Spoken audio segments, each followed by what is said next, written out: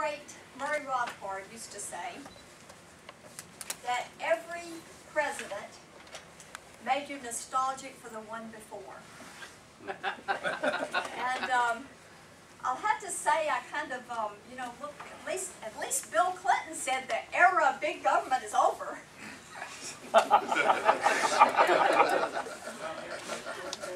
Oh dear, we have our work cut out for us, I would have to say.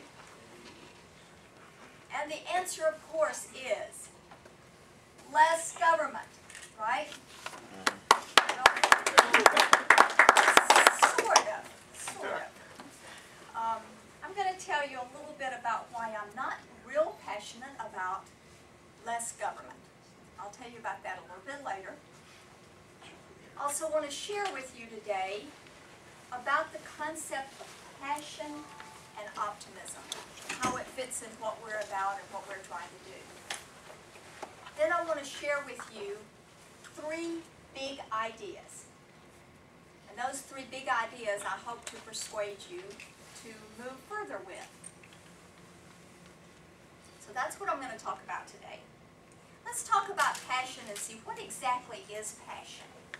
Well, first of all, passion is an emotion. And passion is excitement and enthusiasm. And passion is associated greatly with optimism as well. And I'm going to use the 2 of those pretty interchangeably in this talk, about the benefits and about the reason why we need to have passion, enthusiasm, and optimism about the great cause of liberty. It brings about vision, possibility thinking, all of those good things that we need. Now, libertarians are very good at diagnosing problems. We're very good at coming up with all the facts, all the figures, all the solutions to the problems. All of these things are very, very necessary, but they're not sufficient for us to be successful. To win, we really must be passionate and optimistic about the cause of liberty. Let me share with you a quote from Lawrence Reed. Many of you know who he is. For many years, he was the president of Mackinac Public Policy in Michigan. He's now the president of FEE, which is the oldest free market think tank in the world. And here's what he said about optimism. Pessimism is a crippling mental handicap. It's a self-fulfilling, surefire prescription for losing. If you think the cause is lost, that is the way you'll behave. And you'll drag others down with you. And so he said to libertarians, if you believe in liberty, but you can't muster an optimistic attitude, then find inspiration or get out of the way. And I think he had a very good point there. It's very easy to get discouraged. It's very easy to get discouraged. But when we do, we bring others down with us. And it's very important that we not be discouraged, not allow ourselves to be discouraged, and not allow our fellow libertarians to be discouraged. What are the benefits of being passionate? People have studied this and the psychology of passion and optimism and everything. Some of the benefits are that you get energized physically and emotionally. You have excitement, possibilities spring up. You smile more, you're more motivated, you're fired up, you're more productive, you're more successful, you inspire others, and it becomes contagious. So that we get more people like us to help us with that success. All the people who have changed the world have been passionate. Just 4 days ago, we had the anniversary of Patrick Henry's famous speech, "Give me liberty or give me death." I think he was kind of passionate, kind of optimistic.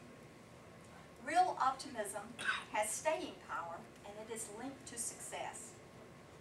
There's some researchers at the University of Pennsylvania who did a study of presidential elections, and they found that since 1900, the presidential candidate, the most optimistic presidential candidate, won 80% of the time.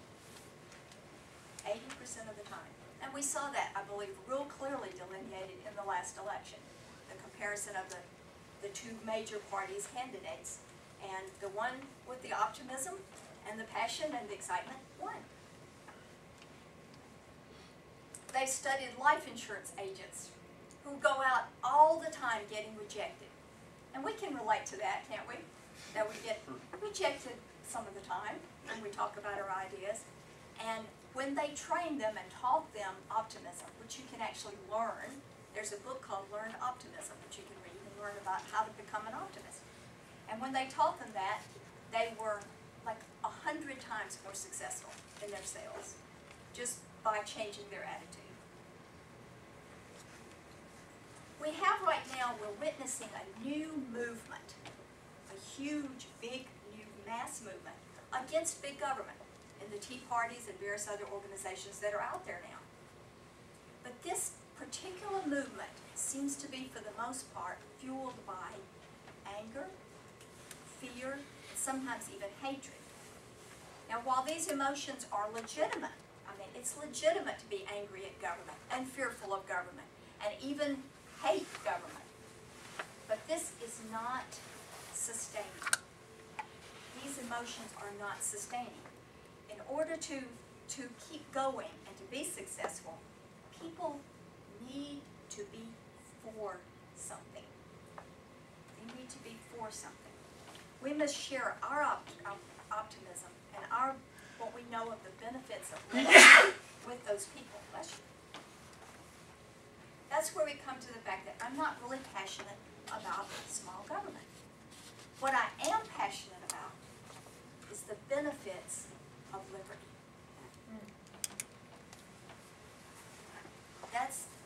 That's what we have to sell to people. That's what we have to share with people. It's fine to share their anger and understand their anger and their fears of government and kind of goad that on. That's really good to encourage them to feel that way. But then we have to give them something to replace that with. And that is the benefits of liberty. That's what we can be passionate about. There's a book out called Made to Stick. Has anyone here ever read it? It's talking about, if you read The Tipping Point by Gladwell, you saw in there that he talked a lot about the tipping point and about how some ideas are sticky and they catch on and they stay, whereas other ideas fall by the wayside. Well, the Heath brothers, Dan and Chip Heath, were real interested in that book and what it was talking about, but they thought, what actually makes an idea sticky? What actually makes it stay around while other ideas fall by the wayside? And so they did a study of ideas. And it's another talk altogether, which I will share with you at some point, about those 6 things that have to be present for an idea to be sticky. But one of the things that has to be present is the idea has to be emotional. The idea has to appeal to the emotion of people for it to be sticky. How can we get people to care about ideas? Interestingly, one of the ways is to get them to take off their analytical hats. Now that may seem counter to what we often think about, because we want them to analyze the problem and the solution and understand the facts and the figures like we do, okay? But interestingly, a lot of studies have shown that the actual act of analyzing something or calculating something turns off the part of our mind that has emotion, that has compassion, that wants to give to people. They've done studies where they'll give a really good appeal to help a starving child, for example. And they'll have all the really good information there for people to want to give. And they found that what the person is thinking about right before they have the appeal affects whether they give or not. And if they're thinking about something like a baby, or something sweet or cute or emotional, they are like 3 times more likely to give than if they're doing a math problem or if they're analyzing something. That part of the brain just kind of switches off. And so that explains some of why ideas are captured more, people come to ideas more when they have emotional appeal, because those things are linked together.